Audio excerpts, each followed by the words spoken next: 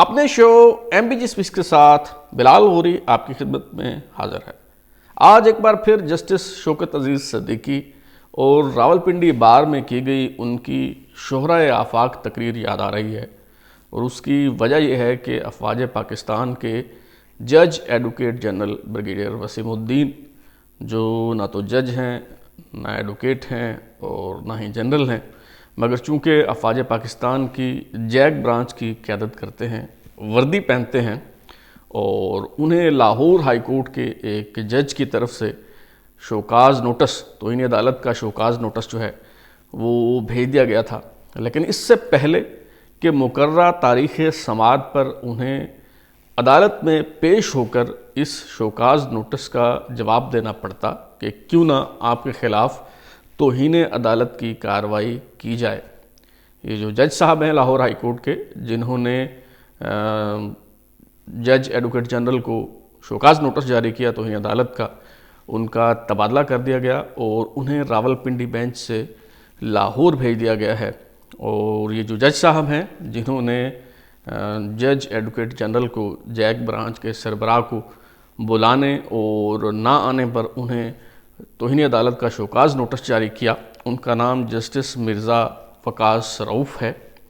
اور اس کہانی کی تفصیل جو ہے وہ میں آج آپ کو بتاؤں گا، جو بڑی دردناک بھی ہے، بڑی افسوسناک بھی ہے،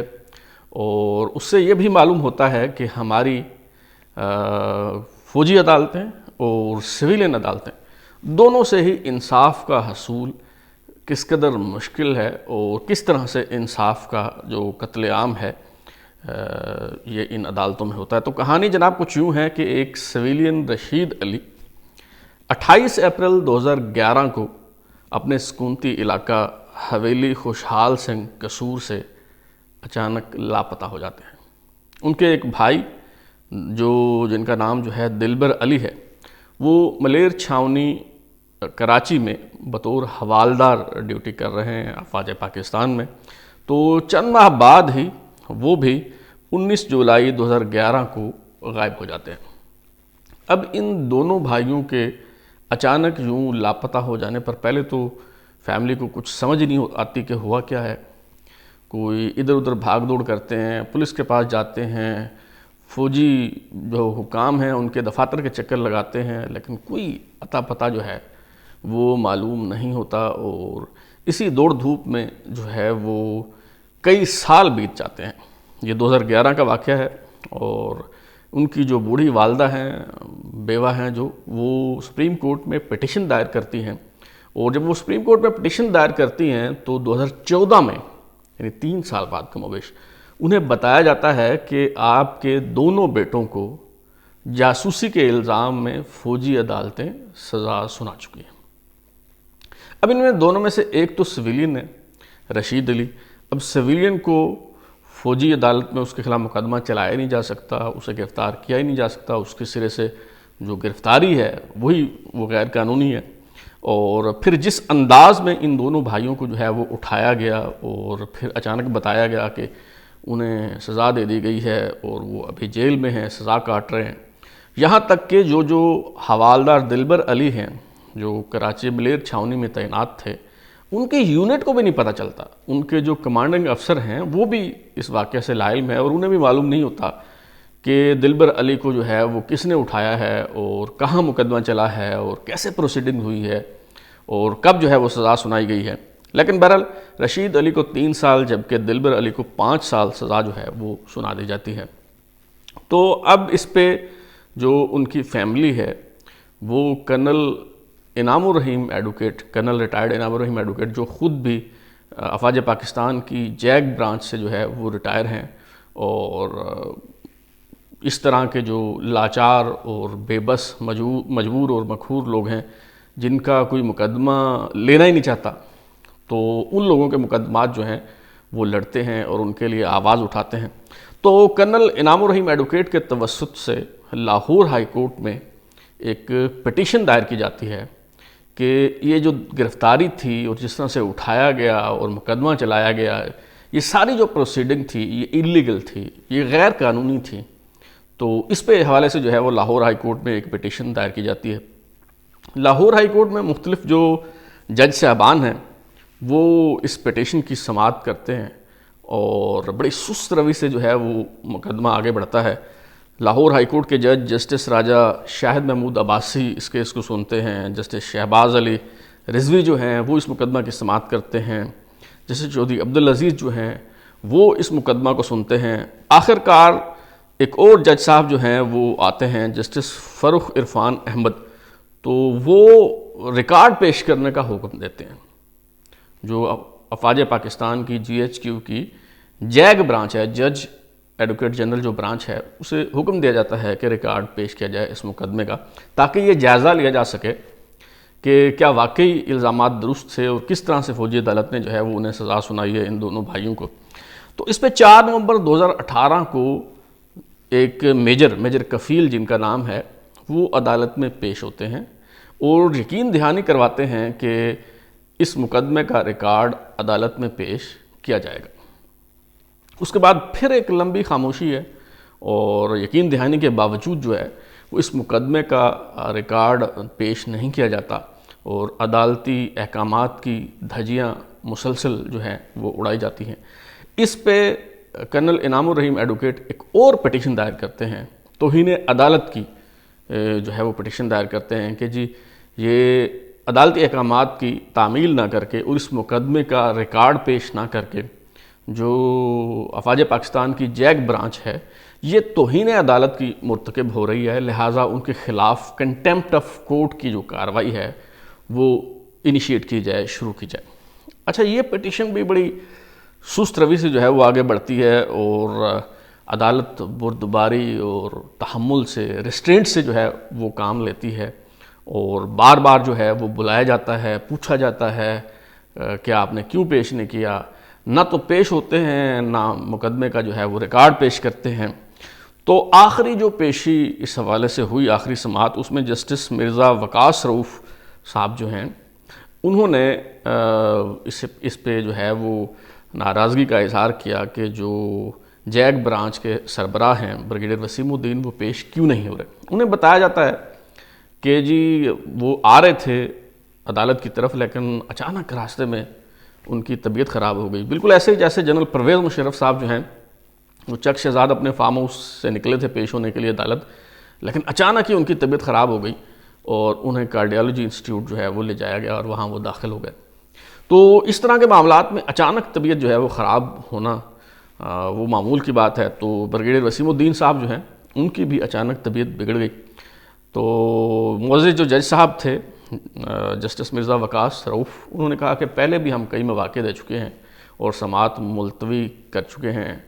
لیکن آج آخری موقع ہے. انہوں نے سماعت ملتوی کی اور انہوں نے کہا جی دوپہر 1 بجے تک جو ہے وہ پیش ہو جائیں. لیکن اس کے باوجود جو بریگیڈیئر وسیم الدین ہیں جیگ برانچ کے سربراہ، وہ عدالت جو ہے وہ تشریف نہیں لائے اور یہ وضاحت نہیں کی کہ اس مقدمے کا ریکارڈ پیش کیوں نہیں کیا جا رہا. تو اس پہ کنٹیمپٹ آف کورٹ کی کارروائی جو ہے وہ شروع نہیں کی جج صاحب نے، جیسا کہ عام طور پہ مقدمات میں ہوتا ہے کہ کوئی اس طرح کے رویے کا مظاہرہ کرتا ہے تو فوراً اس پہ توہین عدالت جو ہے وہ لگا دی جاتی ہے. تو لیکن اس میں پھر بھی ریسٹرینٹ کا مظاہرہ کیا جج صاحب نے اور انہوں نے توہین عدالت کا نوٹس جاری کرنے کی بجائے شوکاز نوٹس جاری کر دیا توہین عدالت کا کہ کیوں نہ آپ کے خلاف جو ہے وہ توہین عدالت کی کارروائی کی جائے. تو اس کے بعد یہ جو مقدمہ ہے اس کی سماعت ملتوی کر دی گئی اور اس مقدمے کی سماعت 15 نومبر 2021 کو پیر والے دن، یعنی آج کے دن جب آپ میرا یہ ولاگ سن رہے ہیں اور میں آپ سے مخاطب ہوں، تو یہ سماعت مقدمے کی دوبارہ ہونی تھی. اور جو بریگیڈیئر صاحب ہیں وسیم الدین صاحب، انہوں نے ذاتی طور پہ پیش ہو کے یہ بتانا تھا کہ ان کے پاس اپنے دفاع میں کہنے کے لیے کیا ہے، کیوں نہ ان کے خلاف توہین عدالت کی کارروائی جو ہے وہ شروع کی جائے. تو یہ ظاہر ہے بڑی گستاخی تھی اور اس سے ادارے کا جو مورائل ہے وہ ڈاؤن ہو سکتا تھا، ادارے کا وقار جو ہے وہ مجروح ہو سکتا تھا. تو لہٰذا فوراً جو ہے وہ مینیج کیا گیا اس معاملے کو، اور مینیج اس طرح سے کیا گیا کہ جو جسٹس مرزا وقاص رؤوف ہیں انہیں راول پنڈی بینچ سے اٹھا کے لاہور ان کا جو ہے وہ تبادلہ کر دیا گیا۔ اور صرف یہی نہیں بلکہ ایک اور دلچسپ واردات بھی جو ہے وہ ڈالی گئی ہے، اور وہ واردات یہ ہے کہ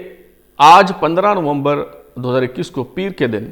لاہور ہائی کورٹ کے جو راولپنڈی بینچ میں تعینات جج ہیں جسٹس مرزا وقاص رؤف، انہوں نے ظاہر ہے اور بھی بہت سے مقدمات کی جو ہے وہ سماعت کرنی تھی، یہ صرف ایک مقدمہ نہیں تھا، تو باقی جتنے بھی مقدمات کاز لسٹ میں موجود تھے، جتنے مقدمات کی سماعت انہوں نے کرنی تھی، وہ ان سب مقدمات کی سماعت ملتوی کر دی گئی ہے۔ لیکن یہ جو مقدمہ ہے حوالدار دلبر علی برخلاف ریاست، جس کی پیروی جو ہے کرنل انعام الرحیم ایڈوکیٹ کر رہے ہیں، اس مقدمے کی سماعت ملتوی نہیں کی گئی، بلکہ بتایا گیا کہ جی جناب chief justice Lahore high court جو ہیں وہ تشریف لائیں گے، امیر بھٹی صاحب، جسٹس امیر بھٹی صاحب لاہور سے راولپنڈی، اور وہ اس مقدمے کی سماعت کریں گے۔ ظاہر ہے جب کوئی معاملات آؤٹ آف کنٹرول ہونے لگتے ہیں تو پھر جو گھر کا بڑا ہوتا ہے وہ معاملات کو سنبھالنے اور مینج کرنے کی جو ہے وہ کوشش کرتا ہے، تو شاید اس لیے جو لاہور ہائی کورٹ کے چیف جسٹس ہیں جسٹس امیر بھٹی صاحب، وہ لاہور سے راولپنڈی جو ہے وہ تشریف لے گئے اس مقدمے کی سماعت کرنے کے لیے، تاکہ اس کو مینج کیا جائے، اس معاملے کو جو ہے وہ سنبھالا جا سکے، اور جو ادارہ جو کہ محکمہ ہے اور جس کو ادارہ کہا جاتا ہے، اس کا مورائل ڈاؤن نہ ہو، اس کا وقار جو ہے وہ مجروح نہ ہو، کہیں ایسا نہ ہو کہ اس محکمے کے کچھ لوگ جو ہیں وہ جذباتی ہو جائیں، اور جذباتی ہو کے وہ پتہ نہیں کیا کچھ کر بیٹھیں۔ چند ماہ پہلے کی بات ہے کہ آئی جی سندھ کے ساتھ جو ہے وہ کیا ہو گیا تھا، آپ سب جو ہے وہ جانتے ہیں، اس تفصیل میں جانے کی ضرورت نہیں ہے۔ تو اس سے پہلے کہ محکمے کے لوگ جو ہیں وہ جذباتی ہو جاتے، تو chief justice Lahore high court نے مناسب سمجھا کہ وہاں جا کے اس معاملے کو جو ہے وہ سنبھال لیا جائے۔ تو ہو سکتا ہے کہ جب آپ میرا یہ ولاگ سن رہے ہوں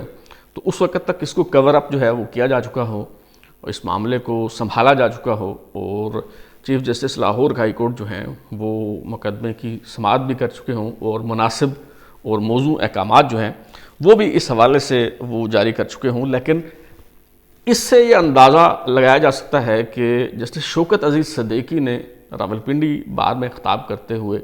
اپنی مرضی کے بینچ بنوانے کی جو بات کی تھی،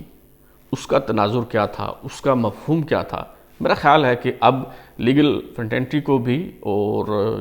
جوڈیشری کو بھی، وکلاء کو بھی اور سائلین کو بھی یہ بات جو ہے وہ بہت اچھی طرح سے سمجھ آ گئی ہوگی۔ اب ایک نظر ڈالتے ہیں ہم کہ یہ جو فوجی عدالتیں ہیں یہ کس طرح سے فیصلے کرتی ہیں، اس میں کس طرح کا جو ہے وہ انصاف ہوتا ہے۔ تو میں صرف ایک جھلک اس کی جو ہے وہ آپ کو دکھانا چاہوں گا، زیادہ تفصیل میں جو ہے وہ میں نہیں جانا چاہتا۔ 22 جون 2016 کو دا نیشن اخبار میں ایک رپورٹ شائع ہوئی جس کا عنوان تھا ملٹری کورٹ ممبر پوائنٹس آؤٹ فلاز ان ٹرائلز، یعنی فوجی عدالتوں کے جو ایک رکن ہیں وہ فوجی عدالتوں میں ہونے والے جو ٹرائل ہیں ان میں جو سکم ہیں، فلاز ہیں، ان کی نشاندہی کرتے ہیں۔ اور اس میں بتایا گیا اس خط میں، اس رپورٹ میں، کہ ایک ملٹری کورٹ کے ایک سربراہ نے، فوجی افسر نے، اکتوبر 2015 میں جے او سی 17 ڈویژن میجر جنرل نادر خان کو انہوں نے خط لکھا جس میں انہوں نے نشاندہی کی کہ یہ جو مقدمات ہم سن رہے ہیں اس میں کس طرح کے نقائص ہیں، اور کس طرح ان میں جو ہے وہ انصاف کا قتل عام جو ہے وہ ہو رہا ہے، اور محض کارکردگی بڑھانے کے لیے، کارکردگی دکھانے کے لیے کس طرح لوگوں کو جو ہے وہ سزائیں دی جا رہی ہیں۔ اور پھر فروری 2016 میں انہوں نے army chief general Raheel Sharif کو ایک اور خط جو ہے وہ لکھا، اور اس خط کی کاپی کرنل انعام الرحیم ایڈوکیٹ نے اس وقت کے چیف جسٹس انور ظہیر جمالی کو بھی بھجوائی۔ اور اس خط کو اگر آپ پڑھ لیں تو آپ کو بہت اچھی طرح سے جو ہے وہ اندازہ ہو جائے گا کہ فوجی عدالتوں میں انصاف کے نام پر، سپیڈی جسٹس کے نام پر کیا ہوتا ہے، کس طرح بے گناہ لوگوں کو جو ہے وہ محض کارکردگی دکھانے کے لیے پھانسی لگا دیا جاتا ہے، سزائیں سنا دی جاتی ہیں، تاکہ یہ بتایا جا سکے کہ اتنے مختصر عرصہ میں فوجی عدالتوں نے اتنے مقدمات کا فیصلہ کیا، اتنے لوگوں کو پھانسی دی، اتنے لوگوں کو جو ہے وہ سزائیں سنائی گئیں، اور نہ تو اس میں جو ملزمان ہیں نہ ان کو ان کی فیملی کو ان تک ایکسیس دی جاتی ہے، نہ انہیں اپنی مرضی کا وکیل کرنے کی اجازت دی جاتی ہے، اور نہ ہی میڈیا کو بھنک پڑنے دی جاتی ہے، اور میڈیا کے لوگ جو ہیں نہ ہی وہاں جا کے وہ کارروائی کا جو ہے وہ جائزہ لے سکتے ہیں۔ بس ایک پریس ریلیز آتی ہے، بتایا جاتا ہے کہ جی اتنے لوگوں کو جو ہے وہ پھانسی دے دی گئی۔ اب وہ کیسے دے دی گئی، کہاں دے دی گئی، ٹرائل کیسے ہوا، یہ ساری چیزیں جو ہیں وہ سامنے نہیں آتی۔ بہرحال اس فوجی افسر نے اپنے اس خط میں لکھا، اس نے کہا کہ 6 مقدمات جو میں نے سنے ہیں، میرا خیال ہے کہ اس میں 4 کو کم از کم 4 کو دوبارہ سنا جانا چاہیے، اور اس نے لکھا کہ میں یہ بوجھ مزید اٹھانے سے قاصر ہوں۔ اب یہ سب آپ کو تحریر کرنے کے بعد مجھے پریشانیوں سے چھٹکارا مل چکا ہے، اور میرا ضمیر مطمئن ہے کہ اب میں اللہ اور اس کی سب سے اعلیٰ ترین عدالت میں کھڑا ہو سکتا ہوں۔ لیکن جن افسران کو انہوں نے خط لکھا، شاید انہیں اس عدالت میں کھڑا ہونے اور ضمیر کے ملامت کرنے کا جو ہے وہ کوئی خوف نہیں ہے۔ یہی وجہ ہے کہ اس خط کے باوجود کسی قسم کی کوئی اصلاح جو ہے وہ نہیں کی گئی، اور معاملات جو ہیں وہ اسی طرح سے آگے بڑھتے رہے۔ اور یہ ہے ہماری ملٹری کورٹس اور سویلین عدالتوں میں انصاف کی صورتحال۔ اور اب آپ کو یقیناً جو ہے وہ جسٹس شوکت عزیز صدیقی کی کہی ہوئی باتیں جو ہیں وہ یاد بھی آئیں گی، اور ان کا جو مفہوم ہے، ان کا جو کنٹیکسٹ ہے، وہ بھی آپ بآسانی جو ہے وہ سمجھ پائیں گے۔ اب تک کے لیے اتنا ہی، بلال لوری کو اجازت دیجیے، پھر ملاقات ہوگی۔ اگر آپ کو ہمارا شو پسند آیا تو اسے لائک کریں، کامنٹ کریں، شیئر کریں، اور ہمارا چینل سبسکرائب کرنے کے بعد بیل آئیکن یعنی گھنٹی ضرور دبائیں تاکہ آپ کو نئی ویڈیوز کے نوٹیفیکیشن ملتے رہیں۔ بہت شکریہ۔